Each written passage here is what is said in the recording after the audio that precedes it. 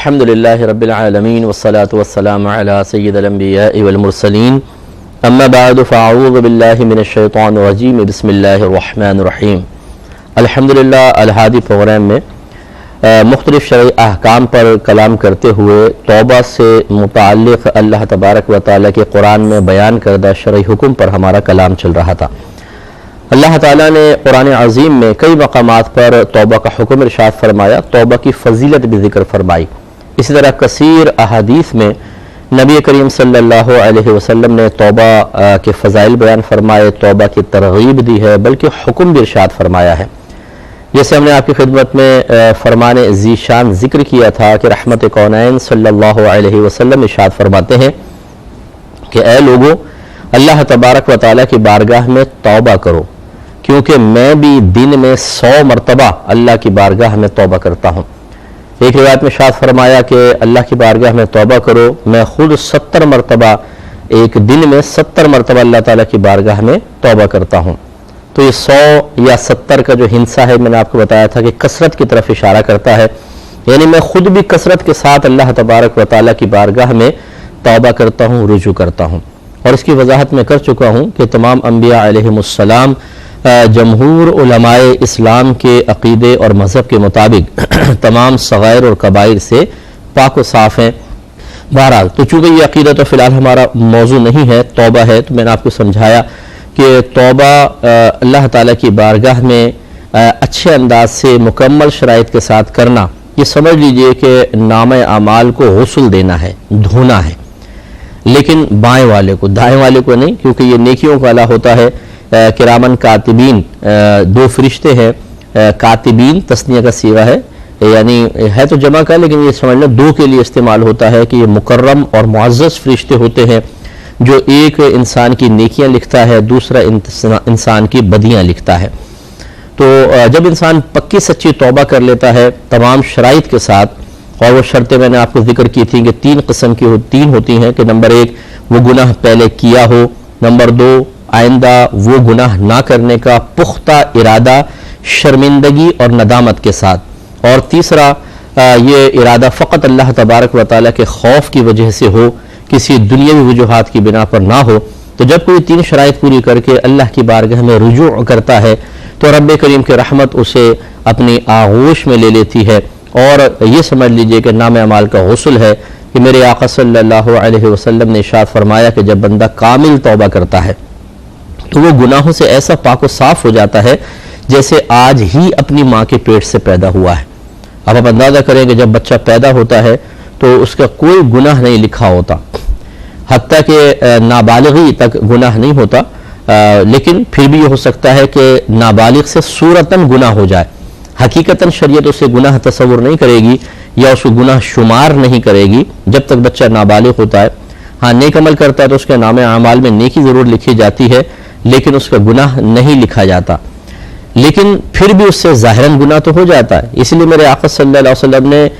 انسان کی پیدائش کے ابتدائی جو اوقات ہیں ان کا ذکر فرمایا کہ اس میں تو نہ ظاہراً کوئی گناہ ہوتا ہے، نہ باطناً کوئی گناہ ہوتا ہے، نہ شریعت اسے اتنا اللہ تبارک و تعالیٰ نے اسے اتنا شعور دیا ہے کہ وہ خطا کر سکے، بالکل صاف ستھرا ہوتا ہے۔ ایسے ہی میرے آقا صلی اللہ علیہ وسلم نے ارشاد فرمایا کہ جب بندہ گناہوں سے توبہ کر لے تو تمام صغیرہ کبیرہ ظاہری باتیں، چھوٹے بڑے، جو خلوت میں کی ہے، جو جلوت میں کی ہے، بے تکلف دوستوں کے درمیان کیے، یا رات کے اندھیرے میں اپنے اکیلے کمرے میں کیے، اللہ تعالیٰ سارے گناہوں کی بخشش فرما دیتا ہے۔ اور اس پہ ہمارا بہت تفصیلی کلام چل رہا تھا۔ پچھلے پروگرام میں ایک حدیث جو طویل حدیث تھی، حضرت زر بن حبیش رضی اللہ تعالیٰ عنہ کہتے ہیں کہ میں صفوان بن عسال رضی اللہ تعالیٰ عنہ کے پاس گیا، یہ ایک صحابی تھے، اور میں نے ان سے اس خواہش کا اظہار کیا کہ میں چاہتا ہوں کہ آپ سے کچھ پوچھوں، یعنی جو آپ نے نبی کریم صلی اللہ علیہ وسلم سے براہ راست سنا ہو وہ میں سیکھنا چاہتا ہوں۔ انہوں نے اجازت مرحمت فرمائی تو پہلا کویسچن تو یہ کیا کہ طلب علم کے بارے میں، علم کی فضیلت کے بارے میں گویا کہ رحمت کونین صلی اللہ علیہ وسلم نے کیا ارشاد فرمایا، تو آپ نے جواب دیا کہ طالب علم کے طلب علم سے راضی ہو کر فرشتے اس کے قدموں کے نیچے اپنے پر بچھا دیتے ہیں۔ دوسری بات یہ انہوں نے بیان فرمائی، انہوں نے سوال کیا کہ محبت کے بارے میں رحمت کونین صلی اللہ علیہ وسلم کا کیا فرمان ہے، تو انہوں نے جواباً ارشاد فرمایا اور یہ ثابت فرمایا کہ محبت کرنا، محبت کہتے ہیں قلبی میلان کو، یہ کوئی معمولی شے نہیں ہے، بلکہ اس پہ آخرت میں بہت کچھ مرتب ہوگا۔ اگر پازیٹیو وے میں دیکھیں، وہ یہاں بیان ہوا کہ ایک عرابی نے نبی کریم صلی اللہ علیہ وسلم سے سوال کیا کہ رسول اللہ صلی اللہ علیہ وسلم، آپ اس شخص کے بارے میں کیا کہتے ہیں کہ جو ایک قوم سے محبت رکھتا ہے لیکن ساری زندگی ان سے ملا نہیں ہے؟ تو رحمت کونین صلی اللہ علیہ وسلم نے ارشاد فرمایا کہ اللہ تبارک و تعالیٰ بروز قیامت، چاہے ایک آدمی مشرق میں ہو ایک مغرب میں ہو، لیکن اگر وہ اللہ تبارک و تعالیٰ کی رضا کی خاطر ایک دوسرے سے محبت رکھا کرتے تھے تو اللہ تعالیٰ ان کو وہاں مجتمع کر دے گا، جس پہ میں نے آپ کو وضاحت کر ہی دی تھی اور ابھی بھی جملوں میں وضاحت ہو گئی ہے، اشارہ بھی ہو گیا ہے کہ یہ مجازی محبت والے جو خواب دیکھتے ہیں کہ چلو جی ہم یہاں پہ نہیں بھی مل سکے تو آخرت میں مل جائیں گے، یعنی شیطانیت کرتے رہیں اور آخرت میں شیطانیت کے بدلے میں انعام مل جائے، یعنی افسوسناک صورتحال ہے کہ ایسا نہیں ہوگا، اور لیکن وہ اللہ تبارک و تعالیٰ کی طرف گویا کہ اس کو منسوب کر دیتے ہیں، اگرچہ وہ یہ نہیں کہہ رہے کہ اللہ تعالیٰ نے ایسا فرمایا، لیکن یہ ضرور ہے کہ جب وہ یہ کہہ رہے ہیں کہ آخرت میں ہم وہاں جا کر ملیں گے، وہاں کوئی روکنے والا نہ ہوگا، تو اس کا مطلب ان کا عقیدہ یہی ہے کہ ہم جب وہاں پہنچیں گے تو اللہ تبارک و تعالی ہماری اس مجازی محبت کا لحاظ کرتے ہوئے، اور یہ کوئی بڑی قابل قدر شے ہے کہ اس کے بدلے میں انعام ہمیں دے گا کہ ہم وہاں پر مل جائیں گے، تو ایسا نہیں ہوتا ہے۔ اس پہ ذرا توجہ فرمائیں کہ یہ جو حدیث میں ذکر کیا گیا یہ اللہ تبارک و تعالی کی رضا کی خاطر محبت کا نتیجہ ہے، اس لیے انبیاء علیہ السلام سے محبت کریں، اولیاء عظام سے، صحابہ کرام علیہم الرضوان سے، علماء سے، مفتیان کرام سے جو صحیح العقیدہ ہیں اور بعمل لوگ ہیں، ان کی طرف انسان متوجہ رہے تو الحمدللہ اس کی آخرت بہت ہی بہتر ہے، اور اس کے قلب میں ان کی موجود محبت اس کے لیے جنت کا راستہ بہت زیادہ آسان کروا دے گی۔ اور تیسری بات نبی کریم صلی اللہ علیہ وسلم نے یہ ارشاد فرمائی، یہ حضرت صفوان بن عسال نے اپنی طرف سے بیان کی کہ نبی کریم صلی اللہ علیہ وسلم نے فرمایا کہ اللہ تبارک و تعالیٰ نے ایک ایسا بڑا دروازہ پیدا کر دیا ہے کہ جس کے ایک سرے پر اگر کوئی سوار چلے تو دوسرے سرے تک پہنچنے میں 40 سال یا 70 سال تک چلتا رہے، جس کی وضاحت میں آپ کو کر چکا ہوں کہ یہ 40 70 100 کے ہندسے جو ہیں یہ بعض وقت کثرت میں کے لیے طوالت کو ظاہر کرنے کے لیے ذکر کیے جاتے ہیں، جیسے آپ اور میں بھی کہتے ہیں یار 1000 مرتبہ آپ کے پاس آئے ہوں ملتے ہی نہیں ہوں، تو یہ 1000 مرتبہ کا مطلب 1000 بار گن کر نہیں ہے، مراد یہ ہوتا ہے بہت دفعہ آیا۔ اسی طرح 70 سال کی مسافت ہے، یعنی بہت طویل مسافت ہے، اللہ نے ایک ایسا دروازہ بنایا ہے اور یہ توبہ کا دروازہ ہے، یہ قیامت تک کھلا ہی رہے گا جب تک مغرب سے سورج طلوع نہیں ہو جاتا، جب وہاں سے ہوگا تو اس کا مطلب ہے پھر توبہ کے دروازے بند ہو جائیں گے، اور یہ وہ وقت ہوگا کہ جب ساری دنیا میں کافر ہی کافر ہوں گے، مسلمان نہیں ہوں گے۔ ابھی چونکہ یہ بھی میرا موضوع نہیں ہے آخرت، ورنہ پھر میں اس کے بارے میں انشاءاللہ کلام کرتا، وہ ہم بعد میں کریں گے۔ تو خلاصہ کلام یہ ہے کہ توبہ کے حوالے سے آخر میں اس حدیث میں ذکر کر دیا گیا کہ انسان کو کبھی بھی توبہ سے مایوس نہیں ہونا چاہیے، یعنی توبہ کی قبولیت سے مایوس نہیں ہونا چاہیے، نہ توبہ سے غافل ہونا چاہیے۔ یہ میں پچھلے پروگرامز میں وضاحت کر چکا ہوں کہ یہ کہنا، جیسے ایک روایت میں سرکار صلی اللہ علیہ وسلم نے بیان فرمایا کہ انسان جب تک نزاع کی کیفیت میں مبتلا نہ ہو جائے اللہ تعالیٰ اس کی توبہ قبول فرماتا ہے، یا جیسے یہ وسعت وقت توبہ کا ذکر ہے، تو اس کا مطلب یہ نہیں ہے کہ ہم غافل ہو جائیں کہ چلو یہ بڑا وقت پڑا ہے پھر بعد میں دیکھ لیں گے، ابھی تو پوری زندگی باقی ہے۔ زندگی باقی ہے یہ اس وقت کہنا صحیح ہوگا کہ جب آپ نے پہلے اللہ تبارک و تعالیٰ کی جانب سے اس بات کو جان لیا ہو کہ آپ کتنے عرصے زندہ رہیں گے۔ دوسروں پر قیاس کر کے اگر آپ نے سوچا کہ نہیں چونکہ میرے دادا جان 70 سال زندہ رہے تھے، ماموں جان 60 سال زندہ رہے تھے تو میں بھی وہاں تک پہنچ جاؤں گا، تو یہ ماموں، چاچا، دادا، پھپھا ان پہ نگاہ کیوں رکھتے ہیں؟ ان نوجوانوں کی طرف کیوں نہیں دیکھتے کہ جو 18 سال کی عمر میں، 16 سال کی عمر میں، 24-25 سال کی عمر میں مر گئے، ایکسیڈنٹ سے جل کے مر گئے، پانی میں ڈوب کے مر گئے، سیلاب میں مر گئے، زلزلے کے اندر انتقال ہو گیا، زلزلے کے ذریعے انتقال ہو گیا، تو ایسی ناگہانی آفت تو ہمارے ساتھ بھی آ سکتی ہے نا۔ تو سمجھدار انسان وہ ہے جو خطرات کو محسوس کر کے احتیاطی تدابیر اختیار کرے، وہ سمجھدار نہیں ہے کہ جو بے احتیاطیاں اختیار کرے حالانکہ خطرہ سر پر موجود ہو۔ تو یہ آپ خود سمجھ لیں، اور حصی مثالوں سے بھی آپ دنیا کے اندر دیکھ سکتے ہیں۔ اگر گورنمنٹ اعلان کرے جس سیلاب آنے والا ہے بڑی احتیاط کریں، اور کوئی آدمی اور زیادہ اپنی فصلیں بنانے میں لگا ہو اور مکانات تعمیر کرنے میں مشغول ہو جائے، اور جب کوئی کہے کہ یار سیلاب آنے والا ہے تم ابھی یہ چیزیں روک دو، بلکہ اپنا سامان سمیٹو، دوسری جگہ شفٹنگ کی کوشش کرو، اور وہ کہہ رہے ہیں یار دیکھا جائے گا، چھوڑو، یہ تو خامخواہ لوگ ایسے ہی کہتے رہتے ہیں، اور واقعی سیلاب آئے اور سب کچھ بہہ جائے تو پھر وہ قابل ملامت ہے۔ اسی طریقے سے ہم بھی، کہ جب کوئی تنبیہ ہمیں کر رہا ہو، کوئی اللہ تعالیٰ کا نیک بندہ،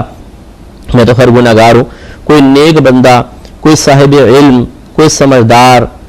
ہدایت دے رہا ہو، اللہ تعالیٰ نے اس کو مقرر کر دیا ہو ہمارے لیے، یہ بھی اس کی بڑی شان ہے کہ ہم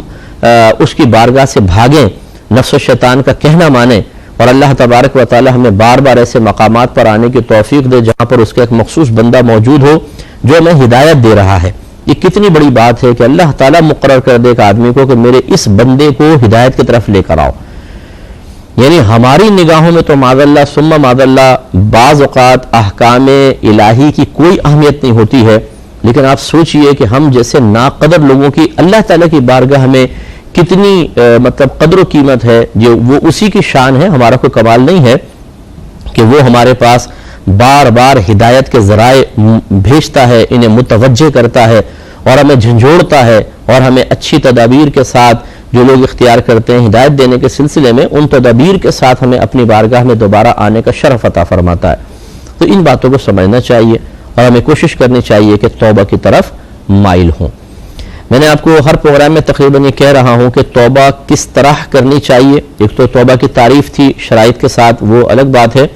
لیکن توبہ کس گناہ پہ کیسی ہوگی یہ انشاءاللہ میں تھوڑا سا آخر میں آپ کو عرض کروں گا۔ پہلے ذرا توبہ کے مزید فضائل اور آپ کی خدمت میں ذکر کر دوں۔ یہ بخاری اور مسلم کی روایت ہے، حضرت ابو سعید خدری رضی اللہ تعالی عنہ اس کے راوی ہیں کہ نبی کریم صلی اللہ علیہ وسلم نے فرمایا کہ تم سے پہلے زمانے میں ایک شخص نے 99 قتل کیے، 99۔ پھر اس نے روئے زمین کے سب سے بڑے عالم کے بارے میں پوچھا، اعلمی اہل الارض،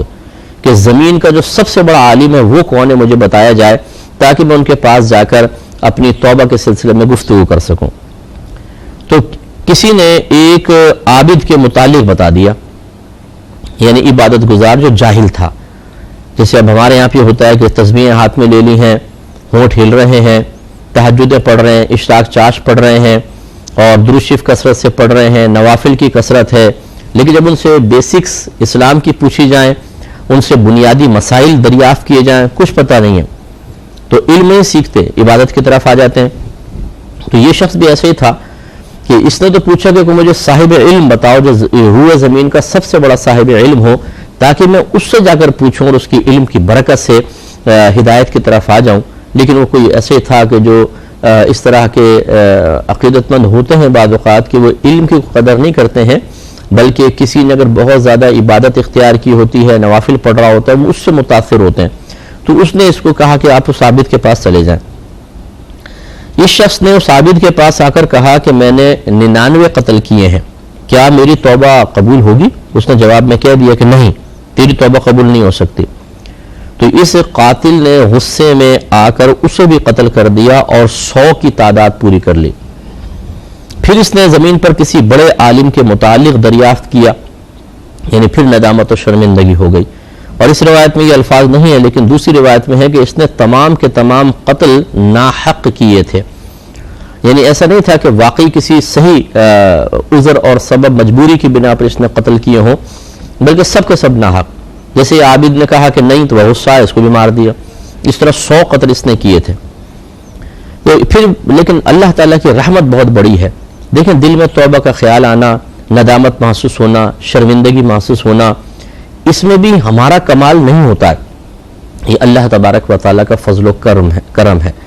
بعض لوگ جب تھوڑا دل میں ندامت محسوس کریں، تھوڑا سا خوف محسوس کریں، کوئی بات سن کے رونے لگیں، تو شیطان کان میں کہتا ہے دیکھا نا یہ تمہارا کمال ہے، تم کتنے رقیق القلب ہو، تمہارے دل میں اگر خوف نہ ہوتا تو ایسا کیوں ہوتا؟ اس کا مطلب یہ ہے کہ تھوڑے بہت گناہ تم سے ہو گئے، کوئی بات نہیں، لیکن تم روئے بھی تو ہو نا، تم نادم بھی تو ہوئے ہو، شرمندہ بھی تو ہوئے ہو، تو اتنے برے تم نہیں ہو، اتنا زیادہ اپنے آپ کو برا نہ سمجھو۔ اب ہمیں پتہ نہیں ہوتا یہ کوئی ایسی آوازیں تو نہیں آتی ساؤنڈ، یہ تو اندر شیطان قلب میں دعوت ڈال رہا ہوتا ہے اور نفس اس کی تائید کر رہا ہوتا ہے، اور پھر ہم اپنے آپ کو ایک وقت آتا ہے کہ باکمال تصور کرنا شروع کر دیتے ہیں، اور ہمارا ذہن یہ بن جاتا ہے کہ اگر میں نے تھوڑے بہت گناہ کیے تو کیا ہوا، میں رویا بھی تو ہوں، میں نادم ہوا ہوں، میں شرمندہ ہوا ہوں، تو انشاءاللہ اس رونے کی برکت سے، نادم ہونے کی برکت سے وہ گناہ بھی بخشے جائیں گے۔ تو اگر یوں ہوتا کہ ہم سلسلہ گناہ روک دیتے اور پھر روتے دھوتے اور شرمندہ ہوتے تو شاید یہ چانس بنتا کہ چلے جی یہ چیز اللہ تعالیٰ نے توفیق بھی اسی کی ہمیں اسی نے دی ہے، لیکن چلو یہ کفارہ بن جائے، ہو سکتا ہے، وہ بھی ہو سکتا ہے، کوئی یقینی بات نہیں ہے۔ لیکن صورتحال یہاں یہ ہو کہ گناہوں پہ دلیر ہو رہا ہو انسان، لگاتار گناہ کر رہے ہیں، نافرمانی سے پیچھے ہٹنے کے لیے تیار نہیں ہے، روزانہ نت نئے گناہوں کی طرف قلبی میلان ہے، نئی نئی شرارتیں سوج رہی ہیں، اور پھر وہ تھوڑا بہت 24 گھنٹے میں سے 1 منٹ 2 منٹ چند سیکنڈ بس وہ فف کر کے اور کانوں کو ہاتھ لگا کر اور تھوڑا سا ندامت کا مصنوعی سا اظہار کر کے سمجھنا کہ یہ سب میرے گناہ بخشے جائیں گے، یہ شیطان کا بہت بڑا دھوکہ ہے۔ تو یہ کمال الہی ہے کہ ایک بندہ نافرمانی کر رہا اور پھر اس کے دل میں ندامت ڈال دے، احساس ڈال دے اور اسے ہدایت کی طرف لے آئے۔ یہ اللہ کی بے نیازی کی طرف بھی اشارہ ہے، ذرا توجہ فرمائیں۔ انشاءاللہ مزید اس حدیث کو بیان کریں گے، اس پہ تبصرہ ہوگا نیکسٹ پروگرام میں۔ وآخر دعوانا ان الحمدللہ رب العالمین۔ میں بہک سکوں یہ مجال کیا، میرا رہنما کوئی اور ہے۔